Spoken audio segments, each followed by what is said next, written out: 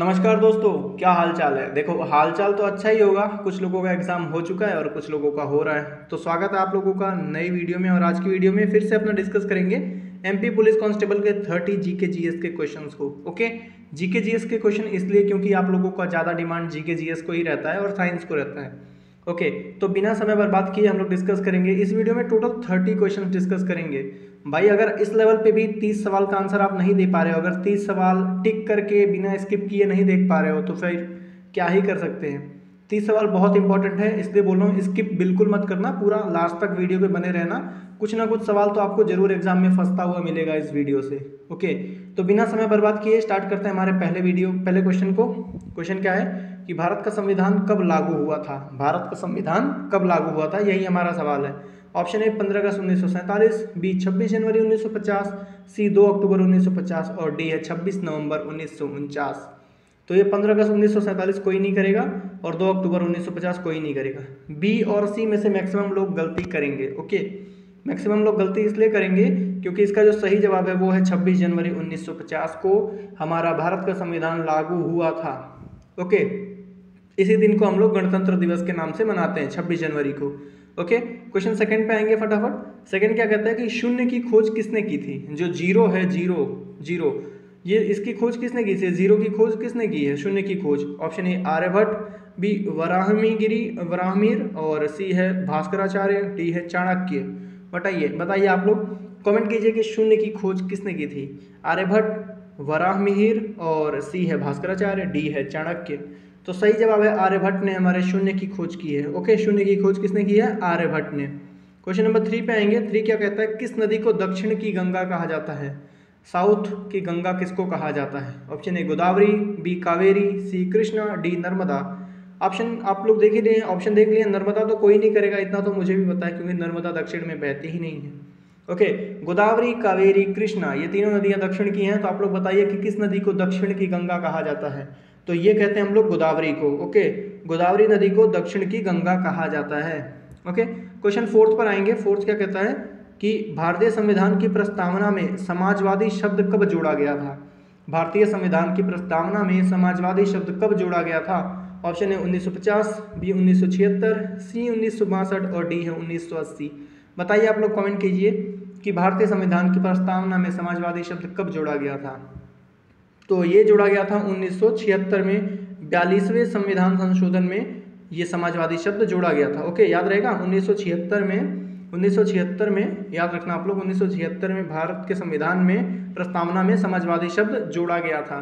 देखो, एक रिक्वेस्ट रहेगी दोस्तों आगे बढ़ने से पहले कि वीडियो को प्लीज़ लाइक कर लो आप अभी, और चैनल को सब्सक्राइब कर लो, क्योंकि ये और इससे इंपॉर्टेंट जितनी भी वैकेंसीज हैं सबकी तैयारी आपको इस चैनल पे कराया जाएगा। जैसे रेलवे का भी चल रहा है, एमपी पुलिस का भी चल रहा है, यूपी पुलिस का भी आएगा, सबका आएगा धीरे धीरे करके। और आप लोग कमेंट करके जरूर बताओ कि ये वीडियो आपको कैसा लग रहा है, कहाँ से आप ये वीडियो देख रहे हो। ओके, और आंसर भी कमेंट करते चलिए आप लोग। रिक्वेस्ट है कि प्लीज़ लाइक सब्सक्राइब और कमेंट कर दिया करो आप लोग। आपके एक एक लाइक सब्सक्राइब से आपका तो कुछ नहीं जाता, बट इधर भाई बहुत मोटिवेशन आता है सच में वीडियो बनाने का। अभी गला खराब है फिर भी वीडियो बना रहा हूँ, ज़्यादा टाइम नहीं लूँगा, आगे बढ़ते हैं क्वेश्चन नंबर 5 पे। ओके, 5 क्या कहता है, भारत में पंचायती राज व्यवस्था की शुरुआत कब हुई। भारत में पंचायती राज व्यवस्था की शुरुआत कब हुई। ऑप्शन है 1952, बी 1957, सी 1959 और डी 1962। कमेंट कीजिए भारत में पंचायती राज व्यवस्था कब शुरू हुई, यही हमारा क्वेश्चन है। तो भारत में पंचायती राज व्यवस्था जो शुरू हुई ना दोस्तों, वो हुई है 1959 में। ओके, 1959 में भारत में पंचायती राज व्यवस्था शुरू हुई है। 6th क्वेश्चन पे आएंगे। 6th क्वेश्चन क्या कहता है, श्वेत क्रांति यानी सफ़ेद क्रांति का शब्द किससे है, संबंध किससे है, सफ़ेद क्रांति का संबंध किससे है। ऑप्शन है दूध उत्पादन, बी अनाज उत्पादन, सी कपास उत्पादन, डी तेल उत्पादन। तेल सफ़ेद होता है क्या, नहीं होता है ना। अनाज सफ़ेद होता है, नहीं होता भाई। अब सफ़ेद बचा कपास, कपास सफ़ेद होता है और दूध सफ़ेद होता है। ओके, तो ये श्वेत क्रांति जो है ये है दूध उत्पादन से संबंधित। ओके, याद रखना श्वेत क्रांति किससे संबंधित है, दूध उत्पादन से। ये बहुत इंपॉर्टेंट सवाल है। ओके, क्वेश्चन नंबर 7 पे आएंगे। 7th क्वेश्चन हमारा बहुत इंटरेस्टिंग है। ये कहता है कि सबसे बड़ा वन्यजीव अभ्यारण्य कौन सा है। सबसे बड़ा वन्यजीव अभ्यारण्य कौन सा है। Option A Sundarban, B Kaziranga, C Gir और डी है मानेसर। कमेंट कीजिए फटाफट। तो आप लोग कमेंट कीजिए कि सबसे बड़ा वन्यजीव अभ्यारण्य कौन सा है। तो सबसे बड़ा जो वन्यजीव अभ्यारण्य है ना दोस्तों वो है मानेसर। ओके, मानेसर जो है ये सबसे बड़ा वन्यजीव अभ्यारण्य है, याद रहेगा आप लोगों को। क्वेश्चन नंबर 8 पर आएंगे हम लोग, क्वेश्चन नंबर 8 पर अपने। तो क्वेश्चन नंबर 8 हमारा क्या कहता है कि भारत का सबसे ऊंचा जलप्रपात कौन सा है। भारत का सबसे ऊंचा जलप्रपात कौन सा है, क्वेश्चन समझ में आ गया होगा। ऑप्शन ए है Jog falls, B Kunchikal falls, C Dudh Sagar और डी है नोहा काइलाई का। बताइए आप लोग कि भारत का सबसे ऊंचा जलप्रपात कौन सा है। भारत का सबसे ऊंचा जो जलप्रपात है वो है Kunchikal falls. Okay, Kunchikal falls जो है ये भारत का सबसे ऊंचा जलप्रपात है, याद रखना आप लोग। क्वेश्चन नंबर 9 पे आएंगे, ये सभी क्वेश्चन इंपॉर्टेंट हैं। पहली महिला प्रधानमंत्री कौन थी, ये सवाल आसान है, सभी लोग जवाब दे सकते हैं जो थोड़ा सा पॉलिटिक्स में अपडेटेड हैं कि भारत की पहली महिला प्रधानमंत्री कौन थी। Option A Sarojini Naidu, B Indira Gandhi, C Pratibha Patil और डी है सुशीला नायर। बताइए, कमेंट कीजिए कि पहली महिला प्रधानमंत्री कौन थी। सरोजनी नायडू नहीं थी, प्रतिभा पाटिल नहीं है, सुशीला नायर नहीं है, इंदिरा गांधी। ओके, भारत की पहली महिला प्रधानमंत्री कौन थी, इंदिरा गांधी। और इतनी पावरफुल थी कि पाकिस्तान के 2 टुकड़े कर दिए भाई, एक बांग्लादेश बना दिया। ओके, क्वेश्चन 10 पर आएंगे। 10 क्या कहता है कि विश्व का सबसे बड़ा लोकतंत्र कौन सा देश है। विश्व का सबसे बड़ा लोकतंत्र यानी डेमोक्रेटिक कंट्री कौन सा है।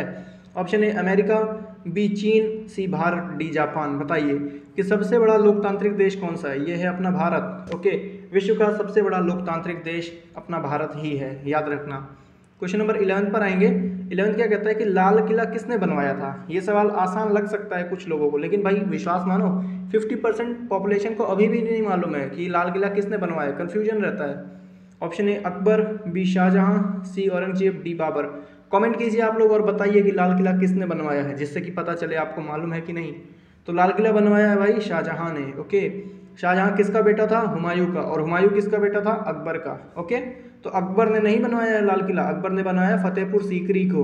ओके, फतेहपुर सीकरी को अकबर ने बनवाया, जो लाल किले जैसा ही दिखता है। अब समझ में आया मैंने क्यों बोला कि कन्फ्यूजन रहता है। ओके, आगे बढ़ेंगे, क्वेश्चन नंबर 12 पर आएंगे। 12 क्या कहता है कि वेदों की संहिता किसे कहा जाता है। वेदों की संहिता किसे कहा जाता है, आप लोग बताओ। Option A Rigveda, B Samaveda, C Yajurveda, D Atharvaveda. बताओ कि वेदों की संहिता किसे कहा जाता है। तो वेदों की संहिता कहा जाता है ऋग्वेद को। वैसे तो इन चारों वेदों को ही वेदों की संहिता बोला जाता है, लेकिन अभी यहाँ पे ऑप्शन में है नहीं कि ऑल ऑफ दिस, इसलिए ज़्यादा सही होगा ऋग्वेद। ओके, वेदों की संहिता बोला जाता है ऋग्वेद को, एक तरीके से याद रखना। लेकिन अगर यहाँ पे डी ऑप्शन में रहता कि ऑल ऑफ अबोव यानी ऊपर के सब सही हैं, तो वो करते हैं हम लोग, लेकिन वो है नहीं, तो इसलिए ऋग्वेद सही है। ठीक है, क्वेश्चन नंबर 13 पर आएंगे, थोड़ा सा और जूम कर लें। 13 हमारा क्वेश्चन क्या कहता है कि भारतीय राष्ट्रीय कांग्रेस की स्थापना कब हुई। भारतीय राष्ट्रीय कांग्रेस की स्थापना कब हुई। ऑप्शन ए 1880, बी 1885, सी 1890 और डी है 1901। कमेंट कीजिए आप लोग और बता दीजिए कि भारतीय राष्ट्रीय कांग्रेस की स्थापना कब हुई है। इस सवाल का आंसर तो भाई कमेंट आना चाहिए ना आप लोगों से। बताओ कि जो कांग्रेस पार्टी देख रहे हो, जहाँ के राहुल गांधी चीफ हैं, वो पार्टी कब बनी। तो ये बनी है अपनी 1885 में। ओके, भारतीय राष्ट्रीय कांग्रेस कब बनी है, 1885 में। ओके, याद रहेगा। क्वेश्चन 14 पे आएंगे। क्वेश्चन 14 हमारा क्या कहता है कि हरित क्रांति के जनक कौन है। हरित क्रांति मतलब green revolution. Option A MS Swaminathan, B Norman Borlaug, C Rajiv Gandhi, D Morarji Desai. Morarji Desai और राजीव गांधी तो कैसे ही हो सकते हैं ना, ये तो नहीं होंगे, ये तो पॉलिटिकल लोग हैं। तो बताओ हरित क्रांति के जनक कौन है। अगर इंडिया के लेवल पे पूछा जाए तो MS स्वामीनाथन है, लेकिन अगर यहाँ पे लिखा नहीं है ना, यहाँ पे इंडिया लेवल पे नहीं पूछ रहा है, यहाँ पे पूछ रहा है विश्व लेवल पे। ओके, हरित क्रांति के जनक हैं Norman Borlaug. Okay, Norman Borlaug जो हैं ये हरित क्रांति के जनक माने जाते हैं, लेकिन इंडिया लेवल पे MS स्वामीनाथन है। ओके, क्वेश्चन 15 पे आएंगे। 15 क्वेश्चन हमारा क्या कहता है कि भारत का राष्ट्रीय पशु कौन है। भारत का राष्ट्रीय पशु कौन है, ये भी गलत करेंगे लोग, जल्दी जल्दी में ये भी गलत करते हैं। जब सवाल आता है ना आसान सा, सामने देखा हुआ बिल्कुल आसान, हालांकि ये आने के चांसेस बहुत कम है इस सवाल के, इस 15 का बात कर रहा हूँ, लेकिन अगर ये आएगा ना तो देख लेना मैक्सिमम लोग ये भी गलत करेंगे। बाघ है इसका सही जवाब, टाइम क्यों लेना। 16 पे आएंगे। 16 क्या है, ये सवाल मैं बहुत बार करवा चुका हूँ, आधे लोगों को तो रट गया होगा कि सूर्य का प्रकाश पृथ्वी तक पहुँचने में लगभग कितना समय लगता है। तो वो लगता है 8 मिनट 20 सेकेंड। ये सवाल का आंसर आपको मालूम था कि नहीं, यस और नो कमेंट करना। ओके, मैक्सिमम टाइम ये कराया हूँ मैं। क्वेश्चन नंबर 17 है कि भारत की सबसे लंबी नदी कौन सी है। Option A Yamuna, B Ganga, C Brahmaputra, D Godavari. Godavari तो कोई नहीं करेगा, यमुना भी कोई नहीं करेगा, लोग करेंगे गंगा ब्रह्मपुत्र में से कन्फ्यूज होंगे, जो कि है गंगा। ओके, गंगा जो है ये भारत की सबसे लंबी नदी है। क्वेश्चन 18 पे आएंगे। ये कहता है मिसाइल मैन ऑफ इंडिया किसे कहा जाता है? मिसाइल मैन ऑफ इंडिया किसे कहा जाता है? Option A Homi Bhabha, B Vikram Sarabhai, C doctor APJ Abdul Kalam और डी है सीवी रमन। तो डॉक्टर एपीजे अब्दुल कलाम को मिसाइल मैन ऑफ इंडिया कहा जाता है। ओके, डॉक्टर एपीजे कलाम को मिसाइल मैन ऑफ इंडिया कहते हैं। ओके, क्वेश्चन नंबर 19 पे आएंगे, थोड़ा छोटा कर दें इसको। 19 क्या कहता है कि 1857 की क्रांति का तत्कालिक कारण क्या था? जो 1857 में सिपाही विद्रोह हुआ था उसका कारण क्या था? Option A Rani Lakshmibai, B चर्बी लगे कारतूस, सी सैनिक वेतन, डी विद्रोह की योजना। भाई योजना नहीं थी, वो अचानक से हुआ था और रानी लक्ष्मीबाई का कोई योगदान नहीं था उसमें, वो बाद में लड़ने आई थी, उन्होंने कोई विद्रोह नहीं करवाया है, वो तो झांसी के लिए लड़ रही थी, सिपाहियों के लिए उनका कोई मतलब नहीं था। ओके, मतलब इसलिए नहीं था, मेरे कहने का सेंस ये है कि झांसी की रानी का मेन जो लड़ाई का कारण था ना अंग्रेजों से, वो था उनके राज्य को, क्योंकि राज्य उनका हड़पना चाहते थे अंग्रेज, तो सिपाहियों में विद्रोह कराना ये सब रानी लक्ष्मीबाई का कोई काम नहीं है। ओके, तो जो 1857 की क्रांति का तत्कालिक कारण है ना, वो है चर्बी लगे कारतूस। ओके, चर्बी लगे कारतूस की वजह से सिपाहियों में विद्रोह हुआ था। आगे बढ़ेंगे क्वेश्चन नंबर 19 पे। 19 क्या क्वेश्चन है कि 19 हो गया, 19 था ये, हाँ 20 नंबर क्वेश्चन पे आएंगे। 20 नंबर क्वेश्चन क्या कहता है हमारा कि विश्व स्वास्थ्य संगठन यानी WHO वर्ल्ड हेल्थ ऑर्गेनाइजेशन का मुख्यालय कहाँ है? Option A Paris, B New York, C Geneva, D है लंदन। बताओ आप लोग कि विश्व स्वास्थ्य संगठन WHO का मुख्यालय कहाँ है? तो ये है दोस्तों मुख्यालय WHO का जेनेवा में, और जेनेवा कहाँ पे है? ये है स्विट्जरलैंड में, है ना। स्विट्जरलैंड में WHO का जेनेवा नाम की जो सिटी है वहाँ पे इनका मुख्यालय है। क्वेश्चन 21 पे आएंगे। 21 क्या कहता है कि चिपको आंदोलन का संबंध किससे है? चिपको आंदोलन का संबंध किससे है? ऑप्शन ए वृक्ष संरक्षण, बी नदी बचाओ, सी स्वच्छता, डी प्रदूषण। बताओ आप लोग, इसका आंसर कर दो भाई कि चिपको आंदोलन का संबंध किससे है? तो चिपको आंदोलन का संबंध है वृक्ष संरक्षण से। इसमें होता क्या है, जब पेड़ काटे जाते हैं तो चिपको आंदोलन के दौरान जो लोग होते हैं वो पेड़ को जाकर के गले लगा लेते हैं, चिपक जाते हैं, इसलिए नाम पड़ गया चिपको मूवमेंट। ओके, तो ये पेड़ को काटने नहीं देते, इनके कहने का मतलब होता है कि पहले हमको काटो तब पेड़ को काटो। तो ये एक दो करेंगे तो काट ही देंगे, लेकिन कई कई हज़ार लोग एक साथ करते हैं। ओके, तो क्वेश्चन नंबर 22 पे आएंगे। 22 हमारा क्या है कि सबसे बड़ी ग्रंथि कौन सी है? लीवर है, सबको पता है। ओके, सबसे बड़ी ग्रंथि कौन सी है? लीवर है।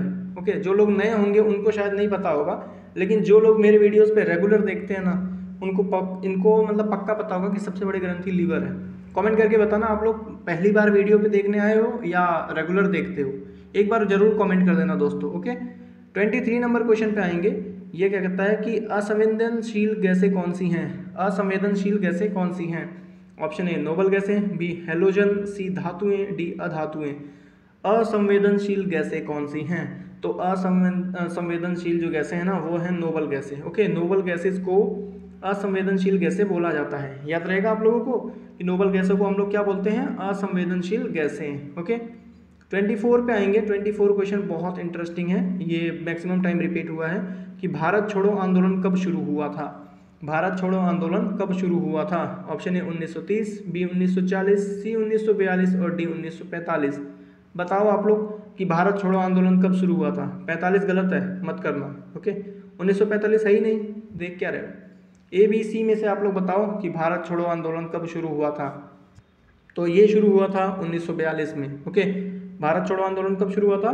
1942 में, याद रखना 1942 में भारत छोड़ो आंदोलन शुरू हुआ था। 25 नंबर क्वेश्चन आएंगे। 25 नंबर क्वेश्चन क्या कहता है? UNO यानी यूनाइटेड नेशन ऑर्गेनाइजेशन की स्थापना कब हुई थी? ऑप्शन है 1919, 1939, 1945 और डी है 1950। बताइए कि UNO की स्थापना कब हुई थी? कमेंट कीजिए। तो UNO की स्थापना पता दोस्तों कब हुई है? ये हुई है 1945 में। भारत की आज़ादी के 2 साल पहले UNO की स्थापना हुई है। ओके, 26 नंबर क्वेश्चन पे आएंगे। 26 नंबर क्वेश्चन क्या है कि भारत का पहला उपग्रह यानी सैटेलाइट कौन सा था? भारत का पहला उपग्रह कौन सा था? ऑप्शन ए INS एसेट, बी है आर्यभट्ट, सी है भास्कर और डी है एप्पल। एप्पल नाम का सैटेलाइट थोड़ी होगा, ये तो ऐसे ही कट गया है ना। एप्पल नाम का सैटेलाइट होगा? नहीं होगा। इनसैट, आर्यभट्ट, भास्कर। तो इसमें से ज़्यादा जो लोगों का डाउट आएगा ना, करने का जो ज़्यादा मन होगा वो A, B और C में से होगा। तो बी और सी में से बी आर्यभट्ट ज़्यादा सही है। ठीक है, भारत का पहला उपग्रह जो है वो है आर्यभट्ट। ओके, 27 पे आएंगे। 27 क्या है कि कौन सी धातु द्रव्य अवस्था में होती है। मेरे रेगुलर वीडियोस देखने वालों को पक्का पता है कि मर्क्यूरी ऐसी धातु है जो द्रव्य अवस्था में रूम टेम्परेचर पे होती है। ओके, 28 नंबर क्वेश्चन पे आएंगे। थोड़ा सा छोटा कर लें, एक ऑप्शन नीचे रह गया, थोड़ा सा और। क्वेश्चन नंबर 28 क्या कहता है कि भारत की पहली महिला राष्ट्रपति कौन थी। ऑप्शन ए इंदिरा गांधी, ये तो पहली महिला ये राष्ट्रपति हुई ही नहीं है, मुख्यमंत्री, अरे प्रधानमंत्री है। ओके, भारत की पहली महिला प्रधानमंत्री इंदिरा गांधी थी। ऑप्शन बी प्रतिभा पाटिल, सी सरोजनी नायडू, डी है सुषमा स्वराज। बताओ भारत की पहली महिला राष्ट्रपति कौन थी। एक ऑप्शन तो मैंने ही काट दिया, बी सी डी में से आप लोग कमेंट करो कि भारत की पहली महिला राष्ट्रपति जो थी वो थी प्रतिभा पाटिल जी। ओके, प्रतिभा पाटिल भारत की पहली महिला राष्ट्रपति थी। क्वेश्चन 29 पे आएंगे, थोड़ा सा बड़ा करते हैं, जूम करते हैं। 29 क्या कहता है कि नदियों की लंबाई मापने का इकाई क्या है। नदियों की लंबाई मापने की इकाई क्या है। Option A metre, B kilometre, C centimetre, D mile. Centimetre में नापोगे नदी को, तो बिल्कुल बेतुका सवाल हो गया भाई। नदी नापनी है, कपड़ा थोड़ी, मीटर नहीं होगा। ओके, किलोमीटर और मील में से ज़्यादा लोग कंफ्यूज होंगे, तो जो सही जवाब है वो है किलोमीटर। ठीक है, नदियों को किलोमीटर में नापते हैं। आपने सुना नहीं है क्या, गंगा नदी इतनी लंबी है, गंगा नदी का इतना किलोमीटर हिस्सा यहाँ पे है, इतना किलोमीटर हिस्सा बिहार में है, इतना किलोमीटर बंगाल में है। सुना नहीं है आपने, ऐसे बोलते हैं। तो नदियों के मापने की इकाई जो है ना, ये है किलोमीटर। अभी न्यूज़ ही चलती है ना कि यमुना का इतना किलोमीटर का साफ कर दिया है, तो बस वही। और आ गए लास्ट क्वेश्चन पे। लास्ट क्वेश्चन क्या है, भारत में राष्ट्रीय मतदाता दिवस कब मनाया जाता है। भारत में राष्ट्रीय मतदाता दिवस कब मनाया जाता है। ऑप्शन ए 15 अगस्त, बी 26 जनवरी, सी 25 जनवरी और डी है 2 अक्टूबर। 2 अक्टूबर गांधी जयंती है, 15 अगस्त मनाया नहीं जाता क्योंकि ये स्वतंत्रता दिवस है, 26 जनवरी गणतंत्र दिवस है। तो बचा क्या, भारतीय मतदाता दिवस कब मनाया जाएगा, 25 जनवरी को। ओके, 25 जनवरी को भारतीय मतदाता दिवस मनाया जाता है। तो ये सवाल कैसे लगे आपको, कमेंट कीजिए ज़रूर से, और लाइक करके वीडियो को सब्सक्राइब कर लो चैनल को, क्योंकि रेगुलर वीडियोस आएंगे यहाँ पे कुछ ना कुछ कंपटीशन का। और कमेंट करके बताओ आप लोग की वीडियो कैसा लगा, कहाँ से देख रहे हो, आपका नाम क्या है, 30 में से आपके कितने सही हुए कमेंट कीजिए। ओके, मिलते हैं बहुत जल्द एक नई वीडियो में, तब तक के लिए जय हिंद जय भारत।